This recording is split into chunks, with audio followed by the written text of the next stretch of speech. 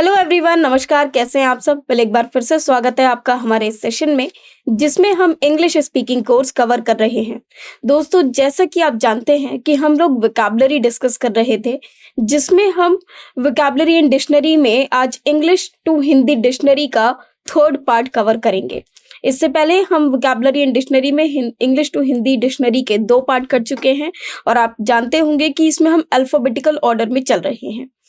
Last time हमने जो letter ए है उससे जो वर्ड्स स्टार्ट होते हैं उसके हमने वर्ड्स को डिस्कस किया था, और वो कितने वर्ड्स थे दोस्तों? अभी तक हमने 200 वर्ड्स को हम लोग डिस्कस कर चुके हैं, वो जो कि ए लेटर मतलब लेटर ए से बिगिन होते हैं। इस सेशन में हम वो पढ़ने वाले हैं words starting with letter A 201 to 300, मतलब अज्ञान हम लोग 100 वर्ड्स को लर्न करेंगे।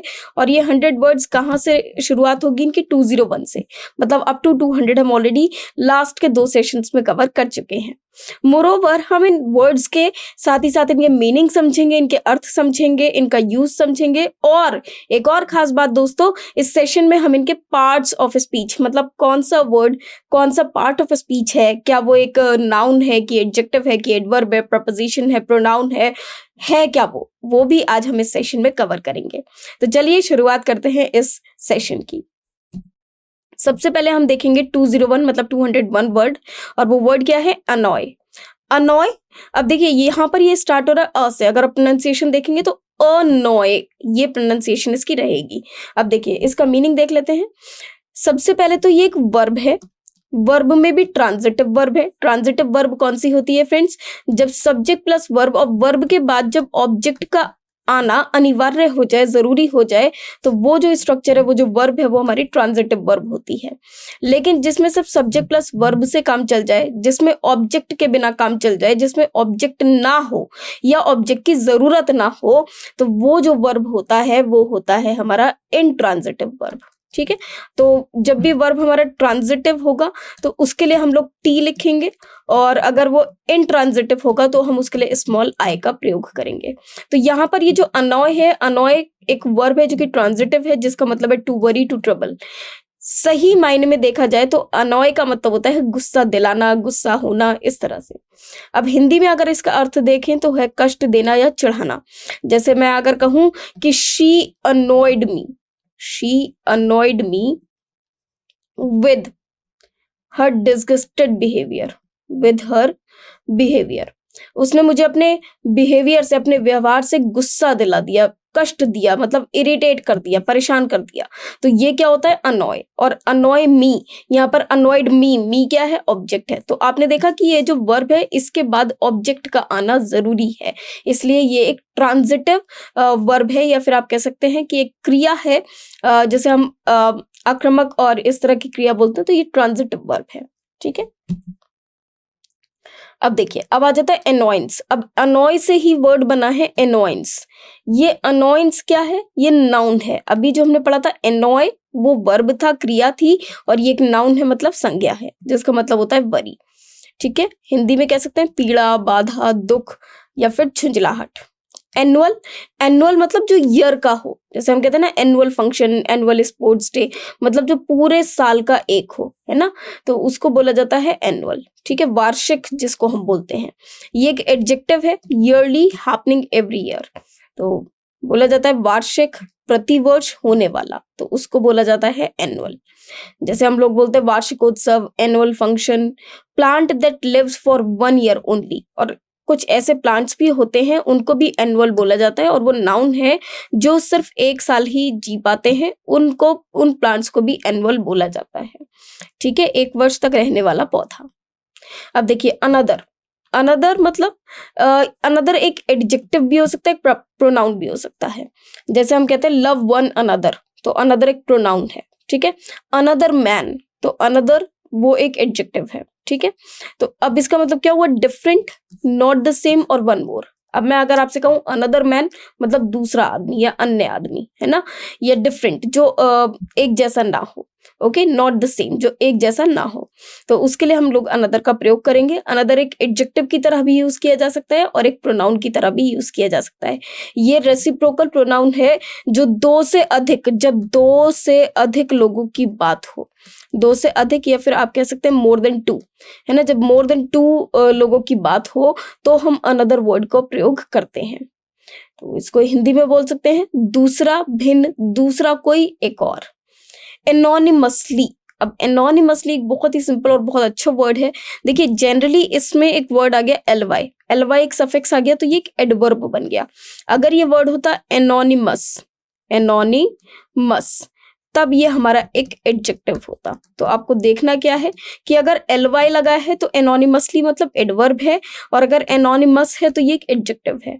और एनोनिमस क्या होता है, जैसे मान लीजिए आपने कोई दान किया, वो भी गुप्त दान, मतलब आपने अपना कोई नाम नहीं बताया, तो वो क्या है एनोनिमसली, मतलब आपने कार्य तो किया लेकिन उसका कोई क्रेडिट नहीं लिया, उसका कोई नाम नहीं बताया, जो बिना नाम का हो वो क्या होता है एनोनिमस। और उसी से क्या बना है एनोनिमसली। जैसे शी डोनेटेड एनोनिमसली, तो डोनेटेड एनोनिमसली मतलब उसने बिना किसी नाम के या बिना बताए अपने नाम को दान किया। नाम को दान नहीं किया मतलब कुछ दान दिया, अपना नाम बिना बताए, मतलब क्रेडिट नहीं लिया, सिर्फ दान किया। तो in a way where no name is mentioned, तो गुप्त दान जिसको बोलते हैं गुप्त नाम से, ठीक है। तो गुम नाम से, बिना नाम लिखे हुए। सपोज किसी ने कोई पेंटिंग बनाई और पेंटिंग पे कोई नाम नहीं लिखा, तो she made the painting anonymously, okay. या फिर कोई बुक लिखी और बुक पे आपने देखा कि नाम नहीं लिखा, तो बुक तो लिखी, एक बहुत बड़ा कंट्रीब्यूशन दिया लेकिन उसमें अपना नाम नहीं दिया, तो वो क्या है गुम नाम से, बिना नाम लिखे हुए, दैट इज एनोनिमसली। आंसरेबल, अब देखिए ये वर्ड किससे बना है, दो वर्ड से मिलकर बना है, एक आंसर और एक है वर्ड यहाँ पर एबल। तो जो आंसर करने के एबल हो, मतलब जवाब देने के योग्य हो, वो होता है आंसरेबल। तो ये एक एडजेक्टिव है that may be replied to, जिसका आंसर किया जा सके। उत्तरदाता या जवाबदेह, तो उसको बोला जाता है आंसरेबल। एंटी, एंटी एक प्रेफरेंस एडजेक्टिव है जिसका मतलब होता है बिफोर, मतलब पहले, ओके। पूर्व, जैसे हम लोग पढ़ते हैं एंटीमेरिडियम, तो एंटी मतलब पूर्व, पहले। ऐसे ही एंटीसीडेंट, अब देखिए सपोज कीजिए ए है, तो ए के जो पूर्वज रहे होंगे उनके लिए हम लोग एंटी वर्ड का प्रयोग करेंगे, मतलब एंटीसीडेंट का। तो क्या हो जाएगा ये प्रीवियस या प्रीसीडिंग, और बोला जा सकता है पूर्वगामी, पहले, पहले का। एंटीलोप ये एक काइंड ऑफ डियर है, मतलब जो हिरण होते हैं, एक प्रकार का हिरण है जिसको एंटीलोप बोला जाता है, या आप कह सकते हैं हिरण को ही इंग्लिश में एंटीलोप बोलते हैं, तो एक प्रकार का हिरण। एंटी मैरिडियम, अब देखिए आपने देखा होगा टाइम में लिखा जाता है एएम, जैसे इट इज 10 AM, है ना, 10 AM मतलब 10 बजे है सुबह के, तो 10 AM ये क्या होगा एंटी मैरिडियम, है ना। तो इसको ये जो आप हमेशा देखते हैं ना 10 AM 12 PM, तो ये AM PM कहाँ से आया, ये AM PM यहीं से आया है, इसी का जो शॉर्ट फॉर्म है वो क्या है AM है, मतलब एंटी मेरिडियम का जो शॉर्ट फॉर्म है वो AM है, जिसको बोला जाता है बिफोर नून या फिर बिफोर मिड डे।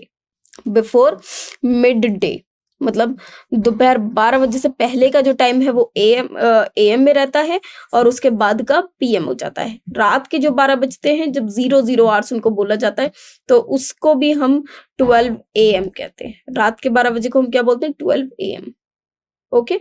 इस तरह से हम लोग बोलते हैं, ठीक है। तो इसका मतलब है मध्याह्न से पहले का समय। एंटीरियर, अब एंटीरियर क्या होता है, ये एक एडजेक्टिव है जिसका मतलब होता है फॉर्मर, प्रीवियस मतलब पहले का। अब देखिए जनरली अगर हम बात करें तो पार्ट्स ऑफ बॉडी के लिए हम लोग एंटीरियर और एक और वर्ड होता है पोस्टीरियर, इनका प्रयोग करते हैं।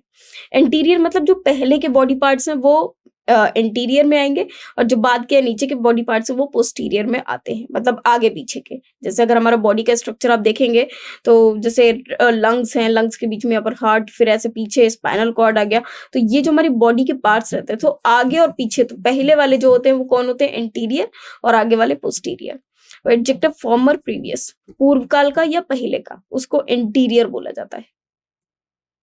एंटी, अब ये देखिए वो ANTE था, ये ANTI है, तो तो जब ANTI आ जाए मतलब कोई नेगेटिव आ गया, ऑपोजिट आ गया, तो ये एक प्रपोजिशन है जो कि ऑपोजिट टू या फिर अगेंस्ट है।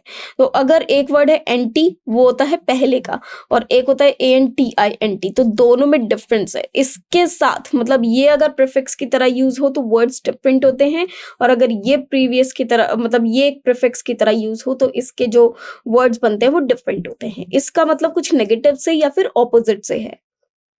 तो चलिए एंटी का मीनिंग देख लेते हैं, भिन्न या विपरीत। अब एंटिसिपेट का मतलब होता है टू डू इन एडवांस, कोई चीज अगर पहले से कर दी जाए, टू फोरसी मतलब फ्यूचर को जब देख लिया जाए, तो पहले से विचार करना या फिर आशा करना।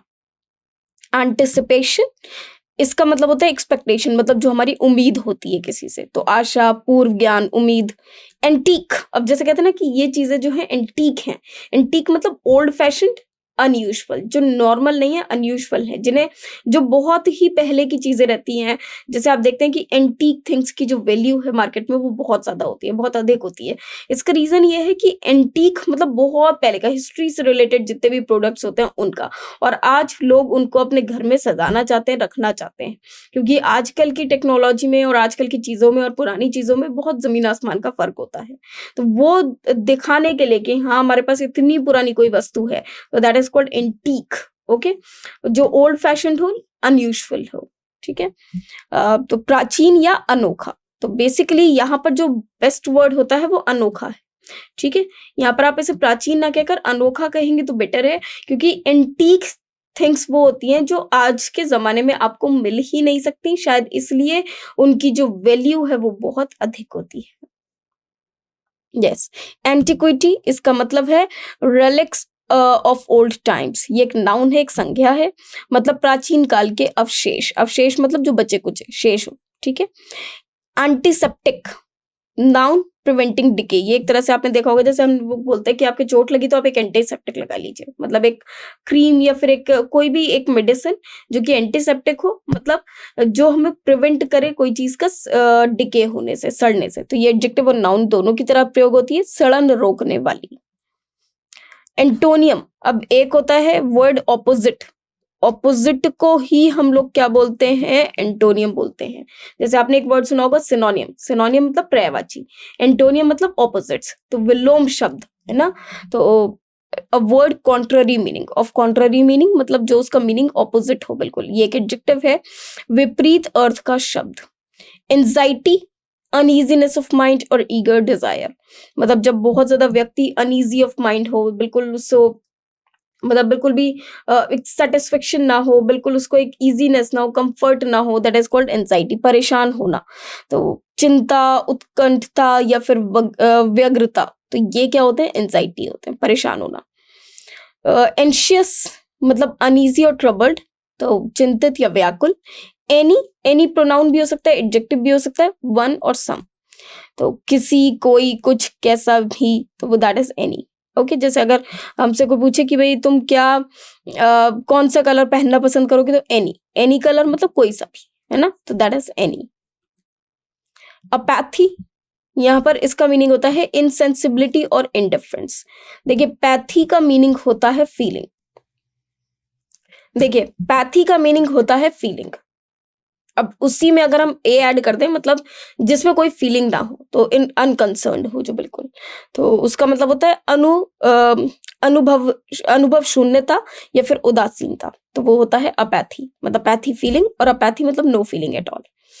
अब एपोलॉजी या अपोलॉजीज को बोलेंगे मतलब माफी मांगना, और इसका जो इंग्लिश में प्लूरल है वो अपोलॉजीज हो जाएगा, है ना, मतलब वाई हट जाएगा और उसकी जगह IES आ जाएगा, तो GIES हो जाएगा। ये एक नाउन है, मतलब एक एक्सक्यूज या विंडिकेशन।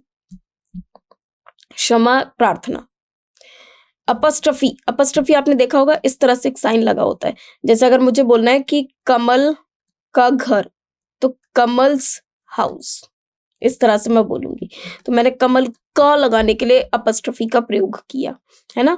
तो यहाँ पर अब जो ये हम लोग अपस्ट्रफी यूज करते हैं पोजीशन बताने के लिए, या फिर सपोज कीजिए मैडम है, तो मैडम को हम लोग शॉर्ट में किस तरह से लिखते हैं, हम लोग लिखते हैं MAAM, आपने ये तरीका देखा होगा, तो हम बीच में अपस्ट्रफी लगा देते हैं, मतलब ये डी को हटाया और सीधे हमने एक अपस्ट्रफी लगा दिया, मतलब हमने इसका ओमिशन करा और इसके ओमिशन को शो करने के लिए हमने अपस्ट्रफी लगाया, तो ये जो होता है this is called apostrophe. Noun है ये, sign of omission of a letter, जब हम कोई लेटर हटाते हैं तो उसका साइन, और एन एक्सक्लेमेटरी एड्रेस। ओके। संबंध कारक का चिन्ह, संबोधन या आह्वान। अपेरेंट, अपेरेंट एक एडजेक्टिव है जिसका मतलब है विजिबल, क्लियर और एविडेंट, प्रत्यक्ष या फिर स्पष्ट।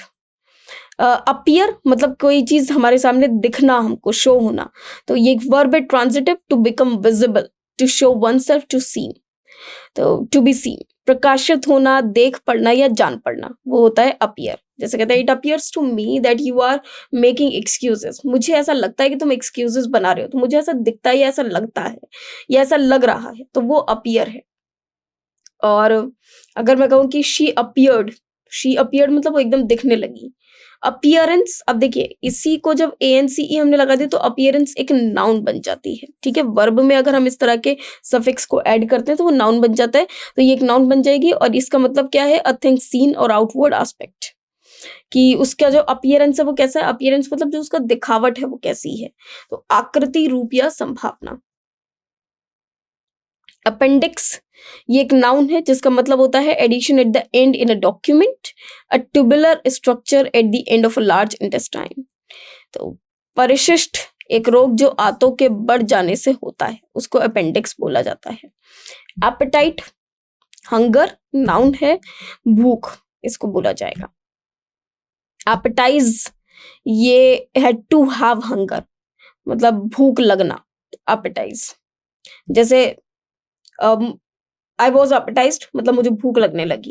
एपेटाइजर, इसका मतलब होता है a thing that gives appetite, मतलब कोई एक ऐसी वस्तु जो भूख बढ़ाए। जैसे हम कहते हैं ना कि बहुत सारे डॉक्टर्स एपेटाइजर्स लिखते हैं, मतलब भूख बढ़ाने वाली दवाई लिखते हैं। अपलॉज, अब अपलॉज का मतलब होता है ये एक नाउन है, अप्रूवल करना, प्रेज करना मतलब किसी की तारीफ करना, तो प्रशंसा करना, स्तुति करना। एप्लीकेबल, ये एक एडजेक्टिव है जिसका मतलब होता है सूटेबल, अनुकूल या उचित।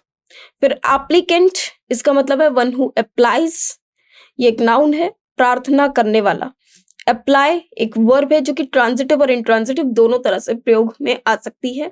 To put close to employ और to fix made upon, mind upon, मतलब संयुक्त करना, लगाना, आरूढ़ होना। अपॉइंटमेंट, एंगेजमेंट, नियुक्ति। Opposite, suitable, proper. देखिए अब ये वर्ड अपोजिट है, ये ऑपोजिट नहीं है। क्या है ये वर्ड, अपोजिट। यस, अब ये वर्ड आ जाता है अपोजिट, ऑपोजिट नहीं है, अपोजिट है। अपोजिट का मतलब होता है जो चीज सूटेबल हो, प्रॉपर हो, है ना, योग्य हो, अनुकूल हो या ठीक हो, तो ये होता है अपोजिट। अब ऑपोजिट क्या होता है, विलोम, किसी चीज का उल्टा। और अगर ओ को हटाकर हम ए लगा दें तो सारी चीजें सही हो जाती हैं, मतलब योग्य हो जाती हैं, अनुकूल हो जाती हैं, ठीक हो जाती हैं। तो आप इसको ऐसे याद कर सकते हैं। अप्रेज, इसका मतलब होता है to estimate the worth of, to set price on. आपने देखा होगा कि बहुत बार कंपनी के अप्रेजल आते हैं। अप्रेजल मतलब जब लोगों की सैलरी बढ़ाई जाती है उनके परफॉर्मेंस के बेसिस पर, तो यही होता है कि जब एस्टिमेट करते हैं किसी की क्या वर्थ है, कोई कितना डिजर्व करता है और उसको सेट करना प्राइस को, तो वो होता है अप्रेज करना, मतलब मूल्य ठहराना या दाम लगाना। अप्रिशिएबल मतलब जिसको अप्रिशिएट किया जा सके, जो नोटिसेबल हो, तो वो एडजेक्टिव है। इसका मतलब होता है जानने योग्य। फिर आ जाता है अप्रिशिएट, अप्रिशिएट एक वर्ब है, to estimate the value of highly, to value highly, to rise और रेज इन वैल्यू, मतलब किसी की तारीफ करना, तो गुण जानना या फिर मान करना। एप्रीहेंशन मतलब अंडरस्टैंडिंग ऑफ फियर, अनुमान या भय, ठीक है। Approach, to come near, to ask, to make proposal और टू एडवांस। निकट आना, प्रस्ताव करना या मांगना या बढ़ना। फिर अप्रोप्रिएट, इसका मीनिंग है to take position of, to set apart as fund for a certain person और पर्पस, तो अधिकार करना, अपनाना, अलग निकाल कर रख देना, तो ये होता है हमारा अप्रोप्रिएट। अप्रूवल मतलब किसी चीज को सैंक्शन कर देना, जैसे अनुमोदित कर देना। जैसे मान लीजिए किसी ने कोई एग्रीमेंट दिया या किसी ने कोई अपना एक प्रपोजल दिया और उसको अप्रूव कर दिया गया कि हाँ, इसका अप्रूवल दे दिया गया कि हाँ ये चीज आप इम्प्लीमेंट कर सकते हो। अप्रूव, अब अप्रूवल कब दिया जाता है, अप्रूव जब करते हैं तो वो अप्रूवल दिया जाता है। तो अप्रूव एक वर्ब है जबकि अप्रूवल एक नाउन है। तो to sanction, to like, to comment, मतलब किसी को रूचना अनुमोदन करना। अब आ जाता है अप्रोक्सीमेटली, मतलब लगभग। एडवर्ब है इन एन अप्रोप्रिएट मैनर और नियरली, लगभग, करीब करीब। फिर एक वर्ड आता है एप्ट। अब एप्ट क्या है? एप्ट एक एडजेक्टिव है जिसका मतलब होता है रेडी या क्विक टू लर्न या सूटेबल, तो तत्पर, उद्धत या उपयुक्त। Arbitrate, sorry it is arbitrate. Arbitrate एक वर्ब है जो कि ट्रांजिटिव है टू एक्ट एज अ जज। जब कोई एक व्यक्ति जज की तरह बिहेव करता है, जैसे मान लीजिए दो जनों के बीच में लड़ाई हो रही है, एक ए और एक बी, अब इन दोनों की लड़ाई वो सुलझाने आ गया, तो वो होता है आर्बिट्रेटर। ठीक है, वो व्यक्ति कौन होगा? आर्बिट्रेटर, जो दोनों के लड़ाई को सुलझाएगा, बीच में पड़ेगा, बीच बचाव करेगा, तो ये व्यक्ति तो आर्बिट्रेटर हो गया। और ये जो कार्य कर रहा है, मतलब दोनों के बीच में लड़ाई को सुलझाने का, वो होता है आर्बिट्रेट, तो वो एक वर्ब है। पंचों का न्याय करना, आर्बिट्रेशन, ये नाउन हो जाएगा, तो ये वर्ड आर्बिट्रेट से ही बना है। आर्बिट्रेट से ही आर्बिट्रेटर बना, जो कि नाउन है, एक व्यक्ति है। आर्बिट्रेशन वो एक्ट है, तो ये क्या है? एक नाउन है, डिसीजन ऑफ एन आर्बिट्रेटर, मतलब पंच का निर्णय। आर्बिट्रेटर ये एक नाउन है, वन हु आर्बिट्रेट्स, तो जो आर्बिट्रेट करता है, जो पंच होते हैं, मध्यस्थ होते हैं, उनको बोला जाता है arbitrator. Architect, one skilled in planning and erecting buildings, तो जो बिल्डिंग्स को इरेक्ट करते हैं, बनाते हैं, वो कौन होते हैं? आर्किटेक्ट होते हैं। ठीक है। शिल्पकार, गृह निर्माण, कला जानने वाला। आर्किटेक्चर तो वो जो बनाकर तैयार करते हैं, तो आर्ट ऑफ बिल्डिंग जो होता है वो आर्किटेक्चर है, मतलब शिल्प विद्या या घर बनाने की कला। आर्डेंट, बर्निंग ईगर, उत्सुक हो या उत्साहपूर्ण हो। Ardour, warmth of feeling, heat, zeal, जुनून, उत्कंठता, उत्सुकता, जुनून, ये होता है ardour. Argue, to discuss, to try to prove, मतलब अपने आप को सही साबित करना, तर्क करना, बहस करना, विवाद से सिद्ध करना, वो होता है आर्ग्यूमेंट, मतलब बहस करना। आर्ग्यूमेंट, रीजनिंग, जो तर्क दिए जाते हैं, डिबेट या सब्जेक्ट, तो तर्क शास्त्रार्थ या विषय। Aristocrat, one of good birth, मतलब एक ऐसा जिसका नोबल बर्थ हुआ हो, या फिर वन ऑफ गुड बर्थ मतलब जिसका जन्म इस तरह से हुआ हो, जो नोबल हो, जो रिच हो हमेशा से, दैट इज एरिस्टोक्रेट। तो रईस या फिर जो अमीर हो। अरिथमेटिशियन, मतलब वन स्किल्ड इन अरिथमेटिक्स, गणितज्ञ जिसको हम बोलते हैं। आर्मामेंट, इसका मतलब होता है इक्विपमेंट फॉर फाइटिंग, मतलब आर्म अगर आप देखें तो आर्म का मतलब होता है वेपन, आर्म्स बेसिकली, है ना। और इसी से वर्ड क्या बना है? आर्मामेंट। तो आर्मामेंट का मतलब होता है इक्विपमेंट जो कि लड़ाई के काम आए, ये एक नाउन है। तो युद्ध सामग्री या शस्त्रास्त्र। Army, large body of main armed for war और अ होस्ट, तो सेना, दल बदल, सेना, दल बल या फौज। अराउंड, एडवर्ब है इन एवरी डायरेक्शन, अबाउट और अलोंग, चारों ओर, आगे, सब ओर। Arrange, to put in proper place, to settle, to adjust, तो उचित स्थान में लगाना, तैयारी करना। अरियर, इसका मतलब होता है स्टेट ऑफ बीइंग बिहाइंड, पीछे रहने की स्थिति। Arrears, money due but not paid, कोई एक ऐसे मनी जो ड्यू तो हो चुके हैं, मतलब उनका देने का समय तो आ गया लेकिन अभी तक पे नहीं किए गए। जैसे सपोज आप कहीं पर एक बिल्डिंग में रह रहे हैं, आपको रेंट देना है, तो रेंट देने की जो डेट है वो 1 है, अब हो चुकी है 10, मतलब इसकी जो डेट है वो आ चुकी है लेकिन अभी तक आपने पे नहीं किया, तो ये क्या हो गए? ये डेज जो है ये अरियर्स हो गए। ओके, तो जो पैसे ड्यू हो चुके हैं, दिए जाने चाहिए थे लेकिन दिए नहीं गए हैं। ठीक है, तो जो पेंडिंग है, बकाया। Arrest, to step to seize by legal authority to check motion, तो रोकना, पकड़ना या फिर स्टॉपेज, इम्प्रिजनमेंट, गिरफ्तारी, रुकावट। अराइवल, किसी का आना, एक्ट ऑफ रीचिंग, आगमन या पहुंच। Arrive, to reach a place, to attend, तो देखिए अराइवल नाउन हो गया और अराइव वर्ब हो गया, तो किसी जगह पर आना, पहुंचना, प्राप्त करना। फिर है एरोगेंट। अब एरोगेंट जाहिर सी बात है एक व्यक्ति के लिए बोला गया है, एक एडजेक्टिव है, मतलब हॉटी, जो अभिमानी। आर्ट एक नाउन है, human skill of knowledge, cunning, शिल्पकला या कौशल चातुरी। Article, a thing, a literary composition and grammar, the words a and the, अब देखिए आर्टिकल अगर हम बोले तो आर्टिकल बहुत सारी चीज़ों को बोला जाता है। अगर कोई वस्तु है तो उसको भी आर्टिकल बोला जाता है, जैसे हाउस होल्ड आर्टिकल्स मतलब घर में आने वाली वस्तु या घर में काम आने वाली वस्तु। और आर्टिकल एक लिटरेरी कॉम्पोजिशन भी है जो ग्रामर में होता है, जिसमें हम डेफिनेट आर्टिकल और इनडेफिनेट आर्टिकल पढ़ते हैं, मतलब ए एंड दा का प्रयोग। आर्टिकल अब मतलब जो पॉलिटिकल साइंस होती है या सिविक्स होती है या पॉलिटी होती है उसमें भी आप पढ़ते हैं, जैसे आर्टिकल जो हमारे संविधान में मेंशन्ड है तो वो भी क्या है, आर्टिकल है। अब बहुत अलग अलग तरह की चीजों को आर्टिकल बोला जाता है। आप न्यूज़पेपर में अगर कोई ब्लॉग पढ़ते हैं तो वो भी एक आर्टिकल है। तो आर्टिकल वस्तु, लेख, धारा, व्याकरण में ए एन और द। आर्टिसन मैकेनिक मतलब शिल्पकार। आर्टिस्ट, आर्टिस्ट भी एक नाउन है, one skilled in fine art, तो चित्रकार, निपुण कारीगर।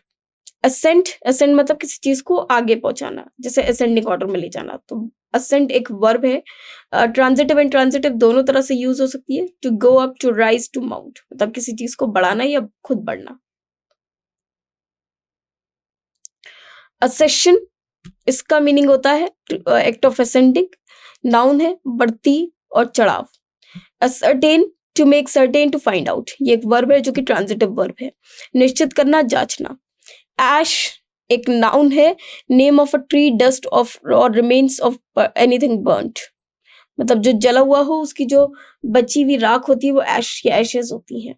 अशेम्ड एडजेक्टिव है, मतलब अबैश्ड, तो जब आप शर्मसार हो, लज्जित हो तो वो है अशेम्ड। असाइड, कोई चीज को साइड में रख देना। एडवर्ब है, on the one side, away, मतलब साइड में, एक और, अलग को। अस्लीप, सो जाना, एडजेक्टिव है, इन अ स्टेट ऑफ स्लीप, जैसे निद्रा से सोते हुए। एस्पिरेशन एक नाउन है, इंटेंस डिजायर, तो एक व्यक्ति जो जिसमें एक अत्यंत आकांक्षा होती है किसी चीज की, तो वो एस्पिरेशन है। ठीक है। एस्पिरेंट बेसिकली वो पर्सन है, और एस्पिरेशन जो उसकी महत्वाकांक्षा है, तो आकांक्षा, लालसा, उत्कंठा, इच्छा, वो होती है एस्पिरेशन। असेल, असेल बोला जाता है टू अटैक और टू असॉल्ट, ये एक वर्ब है ट्रांजिटिव, तो मतलब आक्रमण करना। अब असैसिनेशन, असैसिनेशन क्या होता है, एक मर्डर होता है, नाउन है ये, हत्या करना किसी की। ऐसे, टू ट्राई टू एनालाइज एक वर्ब है। परीक्षा करना, जांच करना, या ट्रायल टेस्ट ऑफ प्योरिटी, ये एक नाउन है, परीक्षा, जांच या परख। असेंबली एक नाउन है यस उसके बाद वर्ड है असेंबली। अब देखिए ये असेंबली नहीं होता, ये क्या होता है, असेंबली होता है। ये एक नाउन है, जैसे आपने देखा होगा जब आप अपने स्कूल जाते थे तो वहां पर एक जब जैसे सुबह जाते थे सबसे पहले असेंबली लगती थी, मतलब प्रेयर होती थी, वहां पर एक मीटिंग होती थी, एक काउंसिल उसको बोला जाता है, तो उसका मतलब असेंबली मतलब समाज सभा या मजलिस। असर्ट, इसका मतलब होता है टू स्टेट पॉजिटिवली और टू अफर्म, किसी पे दबाव डालना पॉजिटिव मैनर में, ये एक वर्ब है, ट्रांजिटिव वर्ब, तो स्पष्ट रूप से व्यक्त करना या स्वीकार करना। असर्शन एक अफर्मेशन, एक नाउन है, स्वीकारोक्ति या स्पष्ट वचन। असेसमेंट वैल्यूएशन, कर निर्धारण, मूल्यांकन या निर्धारण। फिर देखिए वर्ड है असेसर। असेसर एक नाउन है, वन हु एस्टिमेट्स टैक्सेस, तो कर आंकने वाला, कर मतलब टैक्स, आंकने वाला मतलब उसको एस्टिमेट करने वाला, कर अधिकारी। असेट्स नाउन है, प्लूरल नाउन है, property of a person sufficient to pay his legal debts, तो एक पर्सन के पास जितनी भी प्रॉपर्टी होती है जो कि लीगल डेट्स को पे करने के भी काम आ सकती है, वो होते हैं उसके असेट्स, मतलब पूंजी, तो पूंजी, संपत्ति, विभव। असाइन मतलब वर्ब है, टू ascribe टू अलॉट और टू रेफर, निर्दिष्ट करना, नियुक्ति करना, सौंपना। एजिग्नेशन अलॉटमेंट, बंटवारा, सौंपना, हिस्से में देना। असिस्टेंस मतलब एक help, to act of assisting, help, सहायता, मदद। Assistant one who assist another, मतलब एक व्यक्ति जो दूसरे की सहायता करता है, सहायक हो, नायब हो। अज्यूम मतलब किसी चीज को take for grant, to adopt, किसी चीज को मान लेना, कल्पना करना, मान लेना, अख्तियार करना। Okay. Assumption act of assuming है, सपोजिशन है, कल्पना, मानी हुई बात या धारणा। एस्टोनिश एक वर्ब है, transitive verb, to surprise greatly, to amaze. जब किसी को चौंका देना होता है तो वो एस्टोनिश होता है, चकित करना, अचंभे में डालना। Astrology the science of influence of stars on human affairs. तो किस तरह से ये जो तारे होते हैं, ये हमारे या ग्रह होते हैं, नक्षत्र होते हैं, ये किस तरह से हमारे जीवन पर प्रभाव डालते हैं, इसकी जो विद्या होती है उसको बोला जाता है एस्ट्रोलॉजी, जिसे हिंदी में ज्योतिष विद्या बोला जाता है, ये फलित ज्योतिष। एस्ट्रोलॉजर एक ऐसा व्यक्ति जो स्टूडेंट ऑफ एस्ट्रोलॉजी हो तो उसे बोला जाता है ज्योतिषी। एस्ट्रोनॉमी, अब देखिए एस्ट्रोलॉजी और एस्ट्रोनॉमी में फर्क है। एस्ट्रोनॉमी जो तारों के बीच में जाकर रहता हो, या the science of heavenly bodies, ठीक है, तो वो एस्ट्रोनॉमी है, जिसे ज्योतिष विद्या बोला जाता है। आथिज्म, इसका मतलब होता है डिसबिलीफ इन गॉड, नास्तिकता, तो इसे एथिज्म बोला जाता है। तो ये थे हमारे सारे वर्ड जो हमने पढ़े इस सेशन में, और ये 100 वर्ड्स थे जो हमने आज डिस्कस किए। इसके आगे हम और भी वर्ड्स डिस्कस करेंगे नेक्स्ट सेशन में। उम्मीद है कि ये सारे शब्द आपको अच्छे से समझ में आए होंगे। थैंक्स टू यू, धन्यवाद।